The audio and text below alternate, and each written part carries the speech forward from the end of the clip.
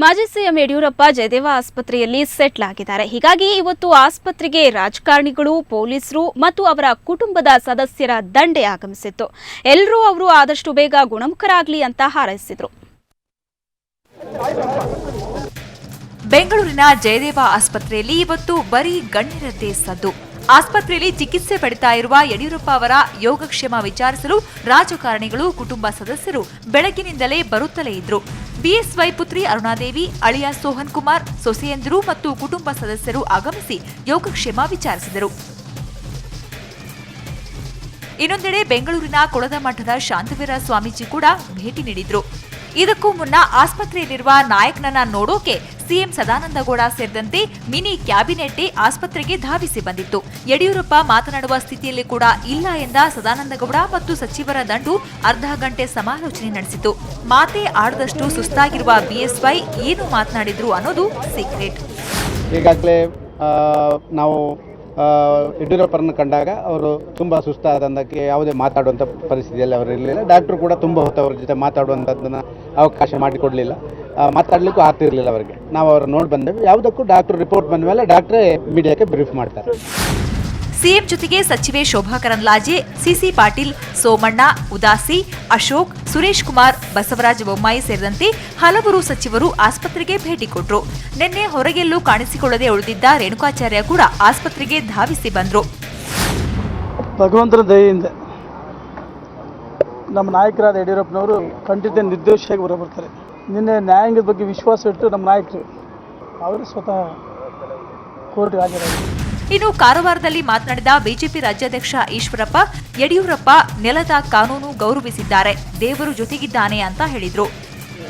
ಇನ್ನು ಕಮಿಷನರ್ ಜ್ಯೋತಿ Prakash Mirji, CID DGP Shankar ಬಿದ್ರಿ ಕೂಡ ಆಸ್ಪತ್ರೆಗೆ ಭೇಟಿ ಕೊಟ್ಟು ಭದ್ರತಾ ವ್ಯವಸ್ಥೆ ಪರಿಶೀಲಿಸಿದ್ರು. ಒಟ್ನಲ್ಲಿ ಇಂದು ಜಯದೇವ ಗಣ್ಯರಿಂದ ತುಂಬಿ ಹೋಗಿತ್ತು. ಬ್ಯೂರೋ ರಿಪೋರ್ಟ್, ಸುವರ್ಣ ನ್ಯೂಸ್ 24/7. ಮಾಜಿ ಸಿಎಂ ಯಡಿಯೂರಪ್ಪ ಪರಪ್ಪನ ಅಗ್ರಹಾರದ ಜೈಲಿನ ಕದ ತಟ್ಟಿ ಸುಮಾರು 30 ಗಂಟೆಗಳು ಕಳೆದು ಹೋಗಿವೆ. ಆದರೆ ಇದ್ದ 9 ಗಂಟೆ ಕೂಡ ಅವರು ಸೆಲ್ನಲ್ಲಿ ಇರಲಿಲ್ಲ ಅನ್ನೋದು ಇದೀಗ ಚರ್ಚೆಯಾಗ್ತಾ ಇರೋ ಸುದ್ದಿ. ಹಾಗಾದ್ರೆ ಮಾಜಿ ಸಿಎಂ ಯಡಿಯೂರಪ್ಪ ಜೈಲಿಗೆ ಹೋಗಿ ಅಲ್ಲಿ ಏನ್ ಮಾಡಿದ್ರು ನೋಡಿ ರಿಪೋರ್ಟ್.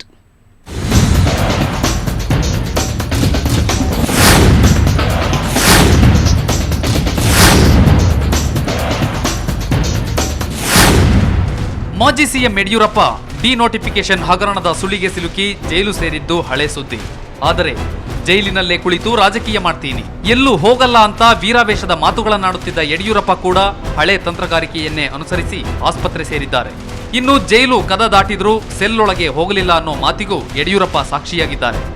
ಲೋಕಾಯುಕ್ತ ಕೋರ್ಟ್ನಿಂದ ನೇರವಾಗಿ ಪೊಲೀಸರ ಬೊಲೆರೋ ವಾಹನದಲ್ಲಿ ಪರಪ್ಪನ ಅಗ್ರಹಾರ ತಲುಪಿದ ಯಡ್ಡಿ ನೇರವಾಗಿ ಜೈಲಿನ ಮುಖ್ಯದ್ವಾರದ ಮೂಲಕ ಒಳ ಸೇರಿದರು. ಆದರೆ ಒಳಗೆ ಮಾತ್ರ ವಿವಿಐಪಿಗಳಿಗಾಗಿ ನಿರ್ಮಿಸಿರೋ ಸೆಲ್ಗೆ ಹೋಗಲೇ ಇಲ್ಲ. ಬದಲಿಗೆ ಜೈಲಿನಲ್ಲಿರೋ ಆಸ್ಪತ್ರೆಯಲ್ಲಿ ಹೊರರೋಗಿಯಾಗಿ ದಾಖಲಾದರು. ಜಯದೇವ ಆಸ್ಪತ್ರೆಗೆ ದಾಖಲಾಗೋ ತನಕ ಅಂದರೆ ಇದ್ದ 9 ಗಂಟೆ ಕೂಡ ಜೈಲ್ ಆಸ್ಪತ್ರೆಯಲ್ಲೇ ಕಳೆದರು. ಇಬ್ಬರು ವೈದ್ಯರು ಪ್ರತಿ ಅರ್ಧ ಗಂಟೆಗೊಮ್ಮೆ ಬಿಪಿ, ಶುಗರ್ ಚೆಕ್ ಮಾಡಿದ್ರೂ ಪ್ರಯೋಜನವಾಗಲೇ ಇಲ್ಲ. ಆದರೆ ರಾತ್ರಿ 1:30ಕ್ಕೆ ಜಯದೇವದತ್ತ ಹೊರಟರು. ಕೋರ್ಟ್ ಬಳಿ ನಗುನಗುತ್ತಲೇ ಜೀಪ್ ಹತ್ತಿದ ಯಡಿಯೂರಪ್ಪಗೆ 15 ಕಿಲೋಮೀಟರ್ ದೂರ ಇರೋ ಜೈಲಿಗೆ ಹೋಗೋದ್ರೊಳಗೆ ಎದೆ ನೋವು ಕಾಣಿಸಿಕೊಂಡಿದ್ದು ಹೇಗೆ ಅನ್ನೋದೇ ಚರ್ಚೆಯ ವಿಷಯ.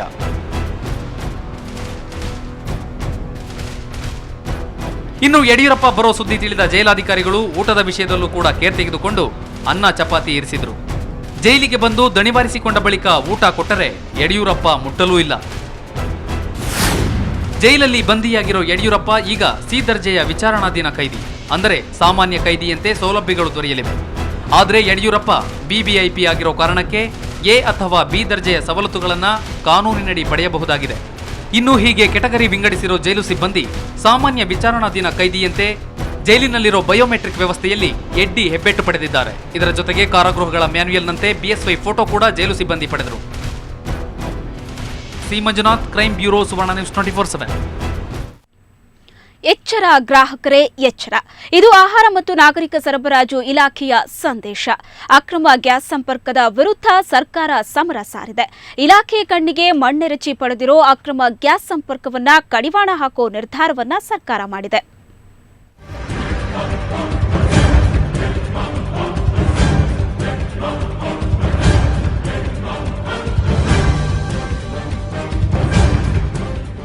ಬೆಂಗಳೂರಿನಲ್ಲಿ ಸದ್ಯ 150 ಗ್ಯಾಸ್ ಏಜೆನ್ಸಿಗಳಿವೆ. 2011ರಲ್ಲಿ ಅಕ್ರಮ ಗ್ಯಾಸ್ ದಂಧೆ ತಡೆಯಲು ಸರ್ಕಾರ ಗ್ಯಾಸ್ ಸಂಪರ್ಕ ಹೊಂದಿದವರು RR ನಂಬರ್ ಹಾಗೂ ಗ್ಯಾಸ್ ಸಿಲಿಂಡರ್ ಪಡೆದಿರುವ ರಸೀದಿ ದಾಖಲೆಯನ್ನ ಕೇಳಿತು. ಈ ಮೂಲಕ ಅಗತ್ಯಕ್ಕಿಂತ ಹೆಚ್ಚು ಗ್ಯಾಸ್ ಸಂಪರ್ಕ ಹಾಗೂ ಅಕ್ರಮ ಗ್ಯಾಸ್ ಸಂಪರ್ಕಕ್ಕೆ ಕಡಿವಾಣ ಹಾಕಲು ಆಲೋಚಿಸಿತ್ತು. ಈ ಆದೇಶ ಈಗ ಉಪಯುಕ್ತವಾಗಿದೆ ಅನ್ನೋದು ಏಜೆನ್ಸಿ ಸಿಬ್ಬಂದಿ ಮಾತು. ಸುಮಾರು ಜನ ಕಸ್ಟಮರ್ಸು ಮ್ಯಾಕ್ಸಿಮಮ್ ಒಂದು ಮೋರ್ ದೆನ್ 75% ನನಗೆ ಗೊತ್ತಿರೋಂಗೆ ಎಲ್ಲ ಗ್ಯಾಸ್ ಕನೆಕ್ಷನ್ ನಮ್ಮ ಗ್ಯಾಸ್ ಏಜೆನ್ಸಿ ಸಂಬಂಧಪಟ್ಟಂಗೆ ಎಲ್ಲ ರೆಕಾರ್ಡ್ಸ್ಗಳು ಕೊಟ್ಟಿದ್ದಾರೆ. ಕೆಲವರು ಬಂದ್ಬಿಟ್ಟು ಸರಿ ಯಾವುದು ಮಲ್ಟಿಪಲ್ ಕನೆಕ್ಷನ್ ಅಂತ ಏನಿದೆ ಅದನ್ನು ಅವರೇ ಲೋಕಲ್ ಆಗಿ ಇನ್ಸ್ಪೆಕ್ಷನ್ ಮಾಡ್ತಾರೆ. ಬೆಂಗಳೂರಿನಲ್ಲಿ ಸದ್ಯ 53,82,000 ಮಂದಿ ಗ್ಯಾಸ್ ಸಂಪರ್ಕ ಪಡೆದಿದ್ದಾರೆ.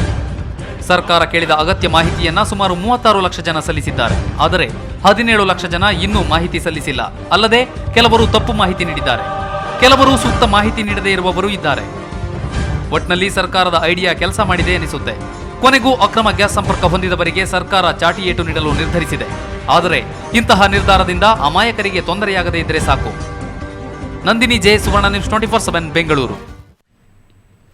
ಮೆಸೇಜ್ ಒಂದು ಯುವತಿಯ ಪ್ರಾಣಕ್ಕೆ ಕುತ್ತು ತಂದಿದೆ. ಮೊಬೈಲ್ ಮೆಸೇಜ್ಗಳ ಮೂಲಕ 2 ಹುಡುಗರ ಜೊತೆ ಚೆಲ್ಲಾಟವಾಡಿದ ಯುವತಿ ಹೆಣವಾಗಿದ್ದಾಳೆ. ತ್ರಿಕೋನ ಪ್ರೇಮಕತೆಯ ಫುಲ್ ಸ್ಟೋರಿ ಇಲ್ಲಿದೆ ನೋಡಿ.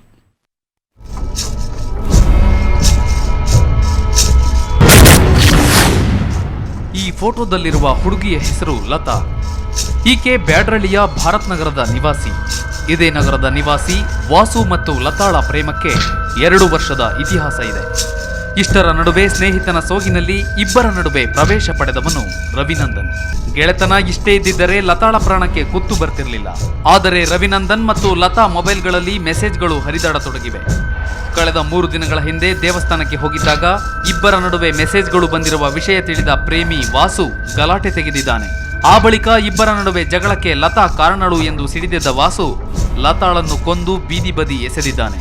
ಆ ಬಳಿಕ ವಾಸು ಕೂಡ ವಿಷ ಸೇವಿಸಿ ಆತ್ಮಹತ್ಯೆಗೆ ಯತ್ನಿಸಿದ್ದಾನೆ. ರಾತ್ರಿ 8:00ವರೆಗೆ ವಾಸುನ ಹುಡುಗ ಅವ್ರ ಅಕ್ಕ ಫೋನ್ ಮಾಡಿ 8:00ವರೆಗೆ ನಿಮ್ಮ ತಮ್ಮ, ನಿಮ್ಮ ಮಗಳು ಮತ್ತು ನಮ್ಮ ತಮ್ಮ ಕೆಂಚನಪುರದ ಹತ್ರ ದೇವಸ್ಥಾನದ ಹತ್ರ ಸೂಸೈಡ್ ಮಾಡ್ಕೊತಾ ಇದ್ದಾರಂತೆ, ಉಳಿಸ್ಕೊಳ್ಳೋದಾಗಿದ್ದರೆ ಬಂದು ಉಳಿಸ್ಕೊಳ್ಳಿ ಅಂತ ಅಂದ್ಬಿಟ್ಟು ಹೇಳಿರ್ತಾರೆ. ಆವಾಗ ನಾವು ಓಡಿ ಹೋಗಿ ಅಲ್ಲಿ ಕೇಳಿದಾಗ ಆ ಕ್ಷಣದಲ್ಲಿ ಅವನು ಅವ್ರ ಮಾವನ ಜೊತೆಲೇ ಸ್ಕೂಟ್ರಲ್ಲಿ ಆಗಮಿಸ್ತಾನೆ ಮನೆಗೆ. ಆ ಮನೆಗೆ ಆಗಮಿಸಿದಾಗ ಇಲ್ಲಪ್ಪ ನನ್ನ ಮಗಳು ಅಂತ ಕೇಳಿದಾಗ ನಿನ್ನ ಮಗಳಿಗೂ ನನಗೂ ಜಗಳ ಆಯಿತು, ಕೆಂಚನಪುರದ ಹತ್ರ ಬಿಟ್ಬಿಟ್ಟು ನಾನು ಬಂದ್ಬಿಟ್ಟೆ ಅಂತಾನೆ. ಇನ್ನು ಆತ್ಮಹತ್ಯೆಗೆ ಯತ್ನಿಸಿರೋ ವಾಸು ಕೂಡ ಖಾಸಗಿ ಆಸ್ಪತ್ರೆಯಲ್ಲಿ ಸಾವು ಬದುಕಿನ ನಡುವೆ ಹೋರಾಟ ನಡೆಸುತ್ತಿದ್ದಾನೆ. ಕೊಲೆಗೆ ಇವನೇ ಕಾರಣ ಎಂದು ಲತಾ ಪೋಷಕರಿಗೆ ತಿಳಿದಿದ್ದು ಬೇಡರಹಳ್ಳಿ ಪೊಲೀಸರಿಗೆ ದೂರು ನೀಡಿದ್ದಾರೆ. ಅವನು ನಾನು ಕೇಳಿದ್ಕೆ 2 ಏಟು ಹೊಡೆದೆ ಬಿದ್ದೋದ್ಲು ಅಂತ ಹೇಳ್ದ. ಆಮೇಲೆ ಇನ್ನೊಬ್ಬರು ಕೇಳಿದ್ಕೆ ಸಾಯಿಸ್ಬಿಟ್ಟು ಬಂದ್ಬಿಟ್ಟಿದ್ದೀನಿ ಅಂತ ಹೇಳವನೆ. ಮತ್ತು ಬೇರೆ ಪೊಲೀಸ್ನವ್ರು ಕೇಳಿದ್ಕೆ ಈ ಥರ ಹೊಡೆದು ಬೇಲಿಲೆಲ್ಲ ತುರ್ಕಿದ್ದೀನಿ ಅಂತ ಅಂದ್ಬಿಟ್ಟು ಹೋಗಿ ತೋರಿಸಿದ್ದಾನೆ ಸ್ಪಾಟು ಇದೇ ಜಾಗದಲ್ಲಿ. ಯಾಕೋ ಲವ್ ಮಾಡ್ತೀನಿ ಅಂತ ಇಷ್ಟಪಟ್ಟಿದ್ರಂತೆ ಸರ್, ನನಗೆ ಗೊತ್ತಿಲ್ಲ. ಮಗಳು ಕೇಳಿದಕ್ಕೆ ನಮ್ಮ ಮಾಮ, ನಮ್ಮ ಆಂಟಿ, ನಮ್ಮ ಅಜ್ಜಿ ಎಲ್ಲ ಒಪ್ಕೊಂಡ್ರೆ ಮಾಡ್ಕೋತೀನಿ ಅಂದು ಸರ್. ನನ್ನ ಮಗಳಿಗೆ ಯಾವ ಕಾರಣ ಮಾಡಿಸಿ ಈಚೆ ಮಾಡೋಣ, ಅದಕ್ಕೆ ಡಬ್ಬಲ್ ಮಾಡಿ ನನ್ನ ಮುಂದೆ ನನ್ನ ಮಗಳನ್ನ ಹೆಂಗೆ ಪೀಸ್ ಮಾಡೋರು ಆ ಥರ ಮಾಡಬೇಕು. ಇನ್ನು ಮಗಳನ್ನು ಕಳೆದುಕೊಂಡ ದುಃಖದಲ್ಲಿರೋ ಲತಾಳ ಪೋಷಕರು ಆರೋಪಿಯನ್ನ ಬಂಧಿಸಿ ಶಿಕ್ಷೆಗೊಳಪಡಿಸಬೇಕು ಅಂತ ಒತ್ತಾಯಿಸಿದ್ದಾರೆ. ಮಾಲಿ ಸಿ ಗೌಡ, ಕ್ರೈಮ್ ಬ್ಯೂರೋ, ಸುವರ್ಣ ನ್ಯೂಸ್ 24/7.